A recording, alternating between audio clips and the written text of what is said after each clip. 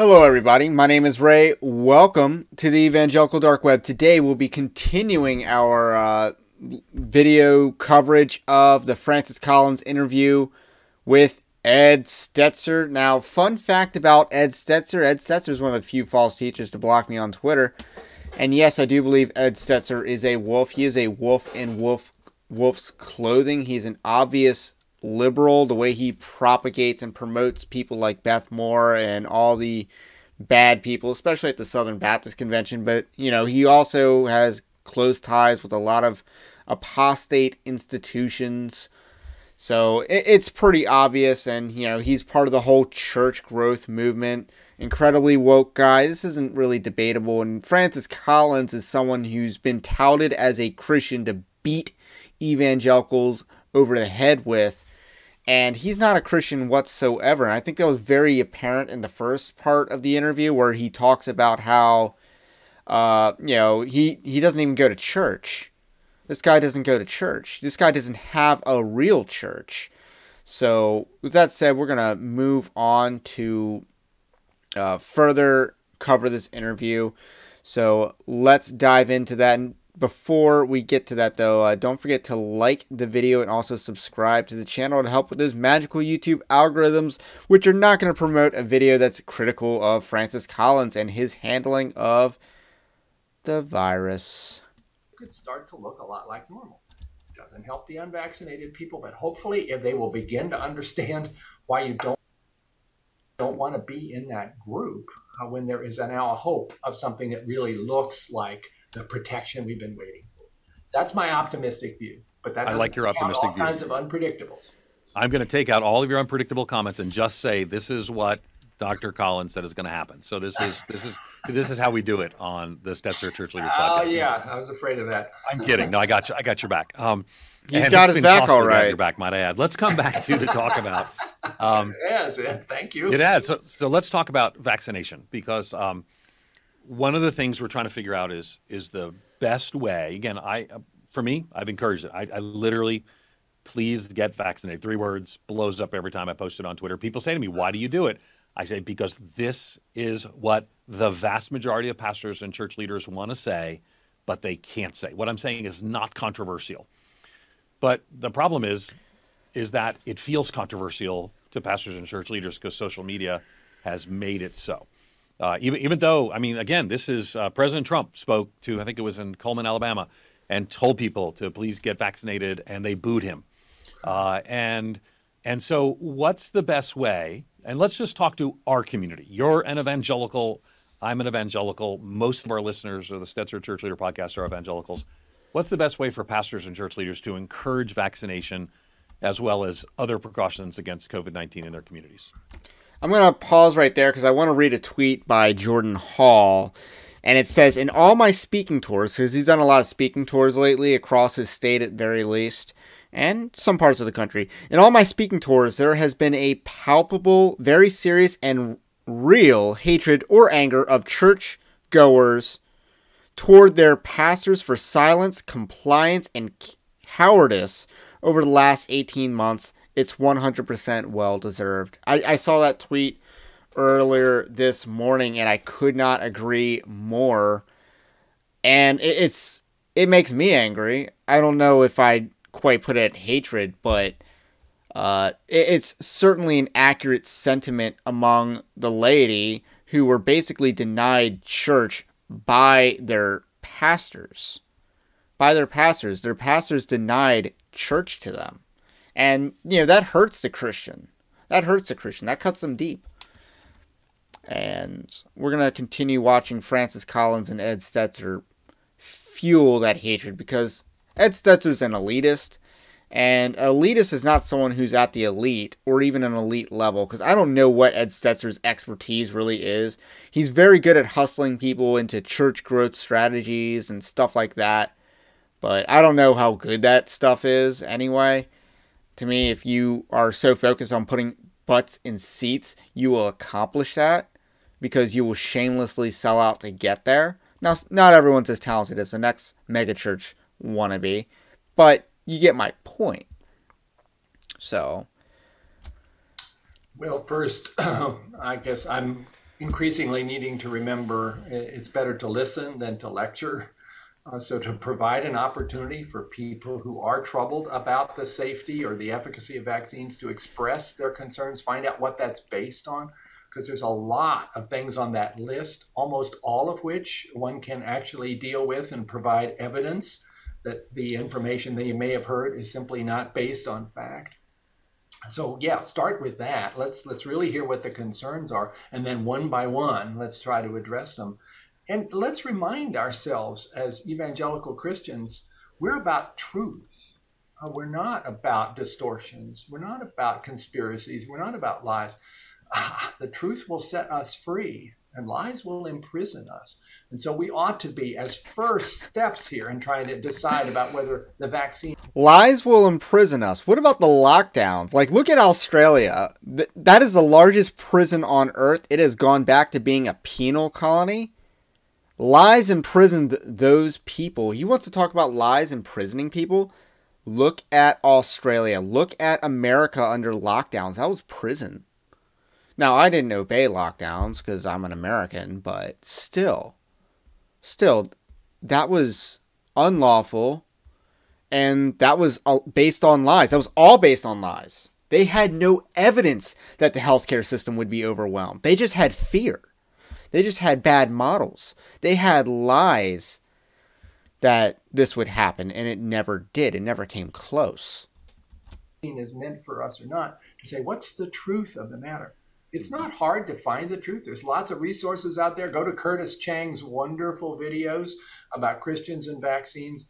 Oh, heck, listen to podcasts from people like me talking to people like Walter Kim or you, Ed, or Rick Warren, or Franklin Graham, kind of walking through what is the evidence and why would... Okay, so Winner on the last comment section was talking about how, like, I made the analogy that he's holding a carrot, he's dangling a carrot, and then someone's like, Rick Warren loves carrots, and I guess that's a, reference to some sort of homoeroticism or something like that. Rick Warren's pretty fat, so I just replied that, I didn't know he was one to eat vegetables, just, like, let's face it, you want to be healthy during these trying times, don't be obese. Faithful Christians want to see this, not as a threat, but as an answer to prayer, a God-given gift that is going to save lives.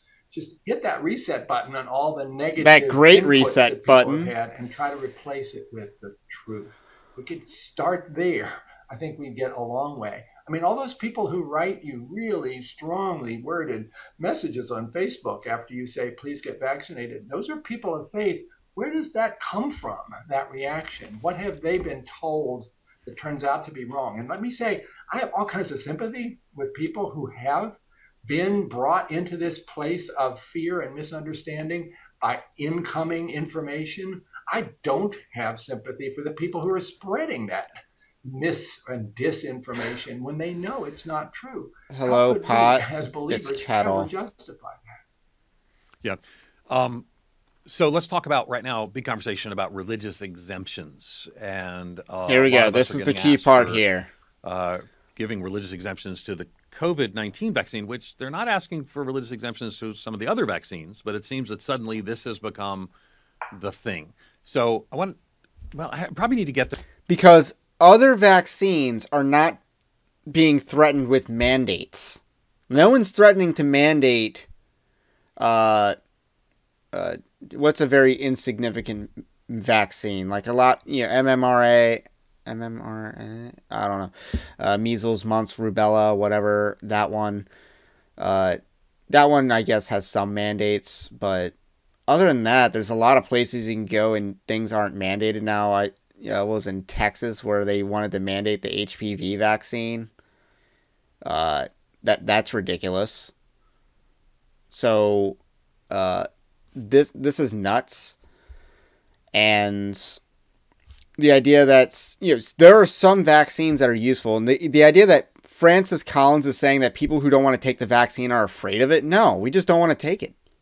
We don't want to take it. We don't want to be bullied into taking something we don't want to take and that we don't need to take, because people don't need to take this vaccine. It's clearly not working, and the efficacy is fading as we speak, day by day, week by week. And this is just a gift that keeps on giving. The vaccine is the gift that keeps on giving.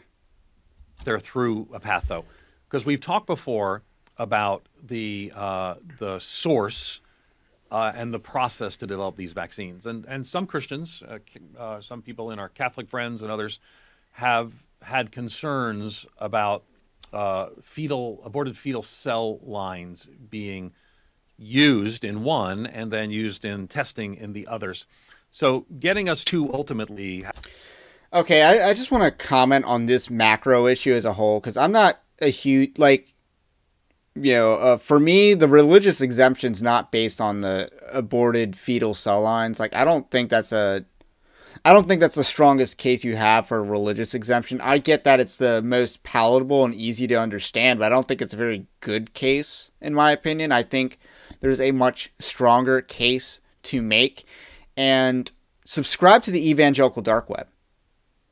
Because tomorrow, which will be Saturday by the time this will be published, it will be Saturday. On Saturday's article, I will talk about the strongest religious exemption case I've seen. And it does not mention abortion. It has far other more salient matters. And the reason why I don't think abortion's the strongest case is because, yes, abortion's evil, but I do not think it is. You are not in sin for benefiting from the evil of past generations. In Genesis, we learn that what you meant for evil, God meant for good, because all things work together for the good of those who love God, for those who are called according to his purposes. Oh, wow, right there. But the point that I'm making is that you are not in sin for benefiting from the sins of previous generations, because if you were, you know who makes that claim that you are in sin for benefiting from the sins of previous generations? The woke evangelicals make that claim. That is basically their MO, that because of the sin of past generations, you are complicit and therefore you are in sin for benefiting from the sins of past generations. That's not how sin works. The son shall not be punished for the sins of the father, nor shall the father be punished for the sins of the son. So that's, God's standard applies here, and I don't think you are in sin because you are not the one who killed that baby. And I get that there's a lot more facts regarding the circumstances in which this is being used. Like, I don't think, they're not actively harvesting. I think it's just one. They're reusing and resynthesizing the same cell line over and over and over again to test stuff like that. So there's a lot of practical reasons why it might not be the best case, but morally speaking, I don't think it's the best case at all. I think the best case is the fact that this is a false religion, that this is evil to mandate. Therefore, you have a conscientious and religious exception to not comply with an evil edict. Those are much stronger arguments to make, and I will showcase those arguments on evangelicaldarkweb.org. And if you go to evangelicaldarkweb.org/hub, which is in the main menu, I will have that updated shortly to have a religious exemption in the hub, which is a hub of resources for Christians. How we deal with the exemption question. A lot of the exemption question is around those stem cell lines. Can you just remind us, I know you've answered this 1,000 times, but pastors and church leaders get this question regularly. So to me, this whole thing is a straw man, because you're not representing the strongest arguments of the other side. And you're intentionally knocking over weak arguments from the other side. And, Ed Stetzer, now these aren't entirely straw man, because people are actually making these arguments.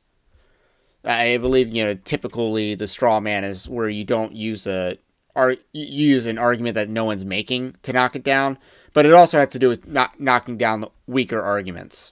What is the relationship of abortion, not just now, but in the past, related to these vaccines? Yeah, there is a lot of misinformation out there and serious concerns. I totally get this. So there are fetal cell lines derived in the 1970s, a couple of them, from legal terminations in Scandinavia, where cell lines were derived that have been growing in the laboratory ever since. from fetal tissues. They turn out to be cell lines that the biotechnology and pharmaceutical industry use just to generate. Point of order, there's no such thing as a legal abortion in God's eyes. Now, I imagine he's very pro-abortion, working at the CDC or NIH. Generate all kinds of products that require a cell to grow it in. That is the way in which the J&J vaccine is currently prepared, growing in one of those cell lines. Again, one that has been in laboratories for almost 50 years. The Catholic Church has looked at this. They're not crazy about that, to be sure, but they have indicated that if this is going to be potentially life-saving, it's acceptable for a Catholic to take that vaccine. The other vaccines, the Pfizer and the Moderna, seem even further removed from this concern because they are not prepared in fetal cell lines. They are mRNA vaccines that are synthesized sort of as a chemical reaction in a test tube, if you will. There is a way in which, if you want to be sure the vaccine is going to work the way it's supposed to, they test the vaccine against those cell lines or one of those cell lines in a lab experiment just to be sure everything went right. But it's not grown in the cell line. So if you're thinking about, is there something in that syringe that is directly involved in a pregnancy termination? There is not. And certainly, let me be clear, there is no current use of abortion material in preparing any of these vaccines, because I think that's gotten a little muddy out there. And some people think that's part of the process of making these vaccines. Not true at all.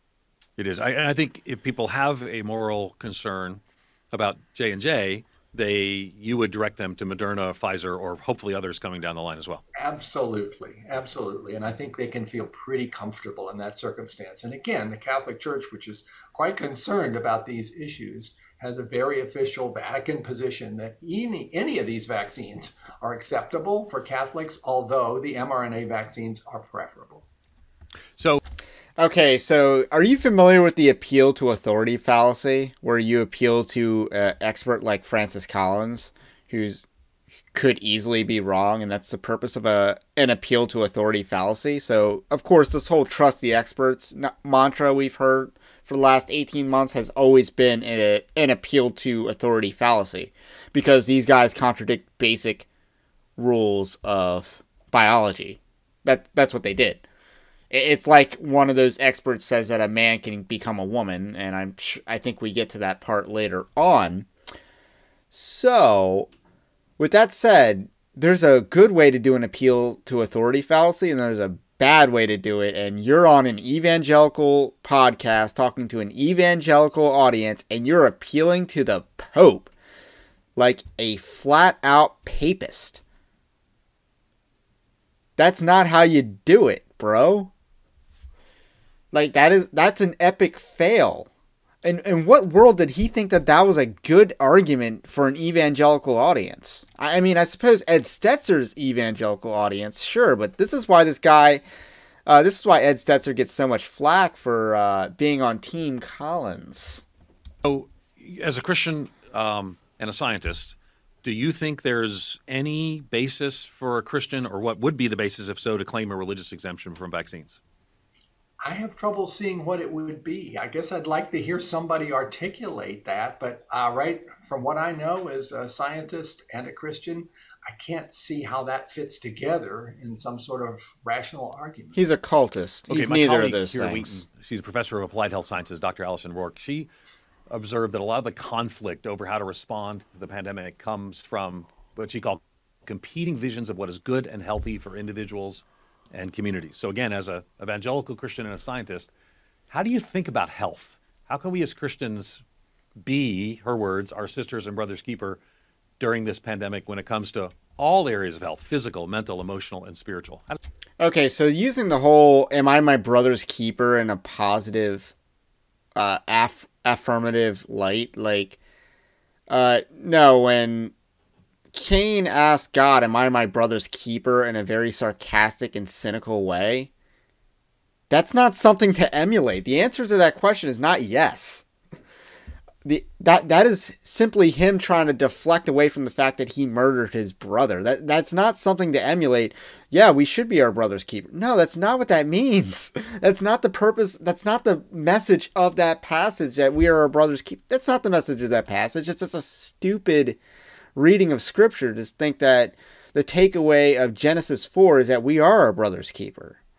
No, the takeaway of Genesis 4 is that mankind is so totally depraved that within one generation we already had murder, which is one of the most profound sins we can commit. That's the purpose of Genesis 4. How does that work? Well, believe me, that's something that I think about a lot as a physician and somebody who's tried to use the God-given tools of science to try to provide prevention of terrible diseases and then better treatment of them if they occur. It does seem to me that if you look at the life of Jesus, about which I wish we knew more, but what we do know, a lot of it seemed to have been spent in healing.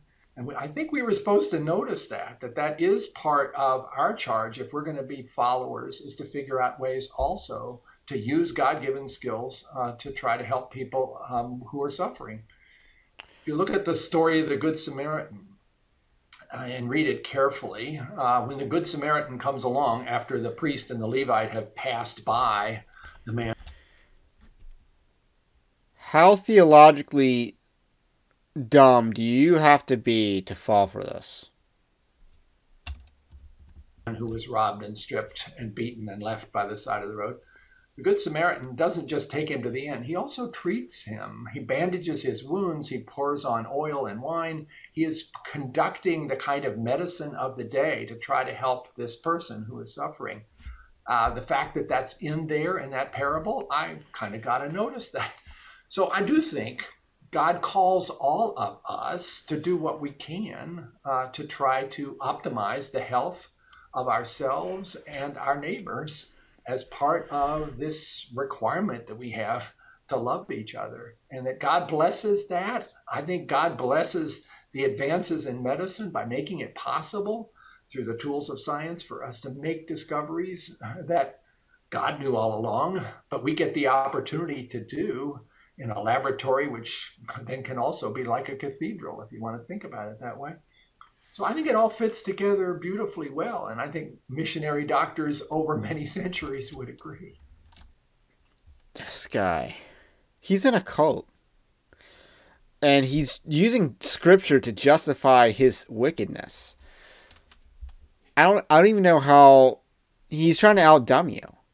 Where he just says something so bizarre and confusing, you actually think it's profound, but it's actually really stupid. He's outdumbing people here. And I'm sure it's pretty easy to outdumb Ed Stetzer, but Ed Stetzer might come back and outdumb you back. Yeah, I think it has been a connection between Christians and these health issues in the past. So all right, so we talked about information. We both agree that there's been a misinformation challenge. So what can church leaders do to guide their congregations towards accurate information and steer them away from misinformation? We partnered with you and the CDC with coronavirusinthechurch.com. You mentioned those videos and other places, but there just seems to be people, they're just not believing it. Rationalground.com I hear is pretty good. And I think part of it is, to be blunt, some of the early information about, all right, don't wear masks, but we really should have worn masks. And so I think we're, not all of that, but we're still reaping the harvest of changing messaging, some of which changed because the science changed, some of which changed because the science didn't change. So how do we steer them to right information? Well, I'm glad you brought up the sort of changing in the recommendations. I would say the vast majority of changes have happened because we learned more about this virus. And we're going to learn more again. And so don't be surprised if the recommendations change again in the future, because that will be what we then believe is the right thing to do. You almost had it. If you were investing Gotta be in the quicker stock next market time. and somebody told you to buy this week and to sell next week, would you say, oh, you're just flip-flopping? No, they're responding to change in the information. It's not the same. The time. We have to do it's that not in the same. science too. So please reassure people. Like, we knew everything. We knew enough March 16th, 2020 to make all the necessary health decisions. and we just refused to recognize treatments that were available because apparently if there's a relationship in U.S. law between available treatments and emergency use authorization of vaccinations, which sounds like fascism, but or at very least cronyism. But let's not pretend that the recommendations change because of our understanding. We haven't really learned that much. We just have an exhaustive data pool showing us what we really already knew early on. Like, we already knew that this is stratified to kill older people and comorbidities as well, but not children. We knew that. Early on, we knew that. And then the other thing was like the loss of taste and smell, which was, one of the more distinct symptoms. We knew these things. We haven't learned that much. Or we have an exhaustive amount of data telling us what we already knew way back when, because we know what viruses are. We know what coronaviruses were. And we just wanted to pretend that this one was really substantially different when it really wasn't, other than its origins. That's substantially different. About that the changes and recommendations are not capricious. They're not trying to push you around, trying to give the best advice we can with the evidence that we've got. So yeah, where should people look? I mentioned those videos of Curtis Chang. I would certainly also suggest, although it's not a church site, something called getvaccineanswers.org. Or go to a website called We Can Do This, which also has a lot of... Okay, let's get past this fake news. Take on something that's in many churches not a pleasant experience if they're going to go down the road of talking about this. But isn't that what we're all called to at a time where we're losing 1,500 people a day, many of whom didn't need to die because they didn't have the right information, they didn't get vaccinated. They didn't get treatment. That's why they died. This is a terrible they didn't tragedy, get treatment. And even taking some risks in terms of sharing the information, becoming ambassadors for the truth, seems like something we should all be doing. And historically, Christian pastors did see that as their role, and it was costly then. I mean, so, houses were firebombed, back, a couple centuries ago. And so this is always a controversial bizarre non sequitur issue. there.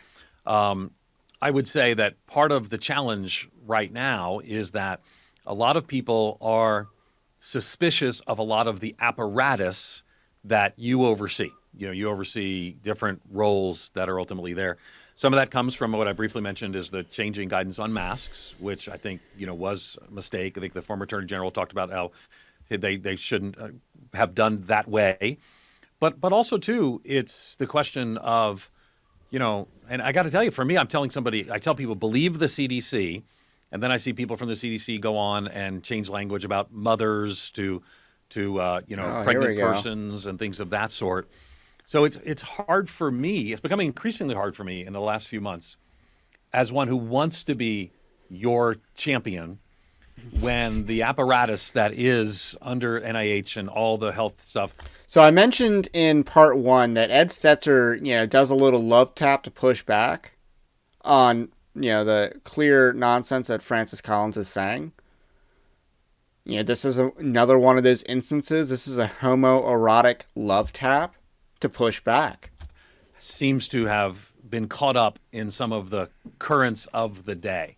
So why should I, as an evangelical Christian who believes that mothers have children, and for now, that's different language now coming from different parts of areas you oversee, then say, but what they're saying about the virus, which I believe, remember, I'm on your team, but I'm having to answer these questions to people in my churches. So how would you answer that as a fellow evangelical? His churches.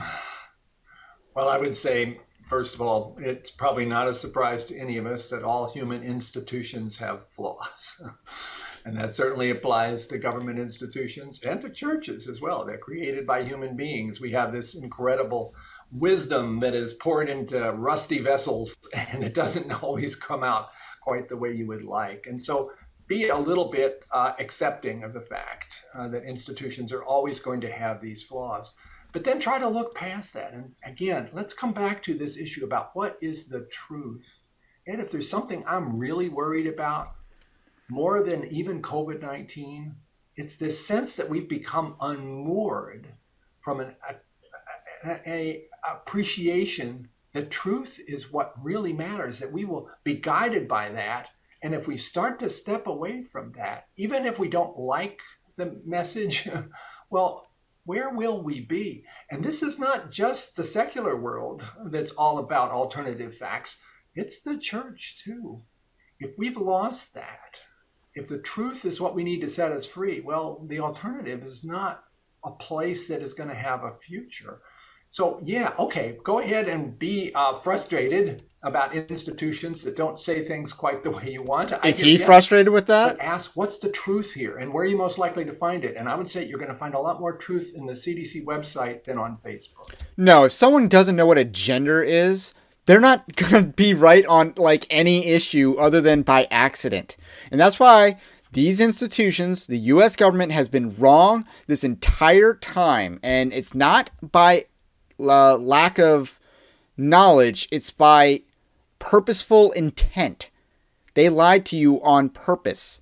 That's why these people don't live by their own edicts, because they don't believe what they are saying. They are pathological liars. They are Ninth Commandment breakers on a regular... Ninth Commandment? Yeah, bearing false witness. Breakers on a regular basis. These people lie for a living. They are bureaucrats. They are drones. They are NPCs. No, I agree with that. I agree with that. I would be remiss, and people will yell at me if I didn't say, I think also the truth is that mothers are the people who are pregnant and have children. And so... Ed Stetzer, why don't you grow a set of balls and actually call him out for supporting transgenderism instead of pussyfooting around the issue by saying, well, mothers have children. How about you grow some balls there? It's hard hearing from you, who I know, and I know I know your journey. I know you love the Lord. That's kind of a hard message. I want to say to you, yes. Can you address that in some of your areas that you oversee as well? Because that's true too. We got to follow the science in multiple places. But again, remember, I'm on Francis Collins' team. I'm trying to answer people who I say, listen, you got to go to the CDC website, believe the truth. And they say, you mean the same CDC website that can't say that mothers are pregnant. So it's harder for us to persuade those conversations. So what I hear you saying... I'm really sorry that those issues are getting tangled up here, believe me. And I'm not the director of the CDC. These issues are far more related than he thinks, because it's all about worldview. It's all about who your God really is. And it's clear that the CDC, all these other institutions, their God is not the real God. Their God is the false God. Their God is the God that leads to hell. And deservedly so. God is righteous. And these people have what's coming to them if they don't repent. Right. And I am worried that, in fact, the credibility of some of the things we're trying to say gets all muddied over with some of these other issues that are very controversial. So I totally hear you. Okay. So we only got a few minutes left. And I share your desire for people to take appropriate mitigations, share desire for people to get vaccinated. And I think it is working. There's the vast majority of people pastors and church leaders, I think, want to encourage people to do this, but they're just not sure. Because the vast majority suck. Just get up and say, the vast majority suck, and that's why we are in the mess that we are in, is because the vast majority of pastors sucked. I don't want to hear this crap about woe is me, being a pastor is so hard. You don't earn that right to complain. You had a moment in 2020 to actually earn that right to complain, and you totally blew it. You totally said, it's so hard to make a decision. So much pressure. Let me just do what the government says. And then force my congregation to do the same. Knowing that people are going to leave your church over this, that just get vaccinated. Or is there a persuasion process here? Is there an exhortation process here that we can use? What would be your advice to encourage people? Didn't we already cover this question? Well, I think people respond to stories. I think we probably haven't done a very good job of that. I'm talking to myself here. that we quote statistics. We say, okay, 99% of the people who died from COVID last week were unvaccinated. Shouldn't that get your attention? No. And it maybe just causes people to tighten up. Why are we not telling the human stories? That number is rapidly dropping. The triumph of people who escaped this because they did the right thing. There's plenty of those out there.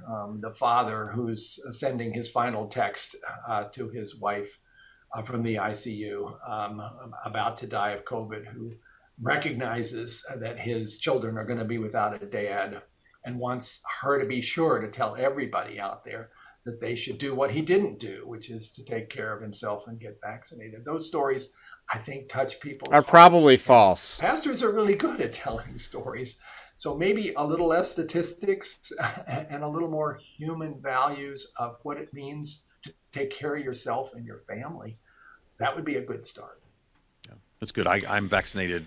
My good start is to make stoning great again. So, that's what people like this deserve. And the reason why stoning is used in the Bible is partially because everyone has to partake. Everyone grab a rock. So make stoning great again. Because of my family, my whole family's vaccinated, and I encourage people to get vaccinated along with you as well. You're the longest serving director of the National Institutes of Health, if I recall. And you have been working nonstop. And I know you love and care for people. Even when I pushed you on questions of churches meeting, I know that that's all driven by your care and compassion. I preached at Saddleback a few weeks ago, and there's Rick Warren's church. And in my conversation with Rick, he mentioned your conversation with him and another his advice. False teacher. I think people are going to make different decisions, but I do want to just remind people that we're still in the midst of the greatest global crisis of our lifetime and a global pandemic. And I want to say to you, I'm thankful for your willingness to have these conversations. All right, that is all we're going to cover from this pathetic interview, this disgraceful love. Like, you don't have to qualify your homoerotic pushback with saying, I'm on your team. I'm on your team. You don't, get rid of that effeminacy in an interview. You should check out some of the interviews at Evangelical Dark Web, because I don't do that, even though I do agree with a lot of what the people I bring on say. But with that said, I don't think I've ever brought anyone on that was as bad as Francis Collins, and I don't think I gave an interview as bad as Ed Stetzer. So that's all I got to say about this for now. I just wanted to finish up this video because this is a heavy news week, because all this stuff is just piling on right now as we speak. So we got a lot of upcoming content to discuss. We got the William Lane Craig coming up next week. We got more on, I want to do something on John MacArthur and the stuff he's putting out. So there's a lot going on right now as we speak. And of course the Revoice is coming up in less than 3 weeks. So a lot going on right now. So you definitely want to subscribe to the Evangelical Dark Web, and also check out evangelicaldarkweb.org. And if you really want to support this content, this ministry, you go to evangelicaldarkweb.org/join, and we have a Patreon-like system set up. We only use Patreon because Patreon censors, and they have a history of censorship. So we don't want that. So head on over to evangelicaldarkweb.org and comment below what you think about what I think, because I love responding to comments, and I will catch you on the next one.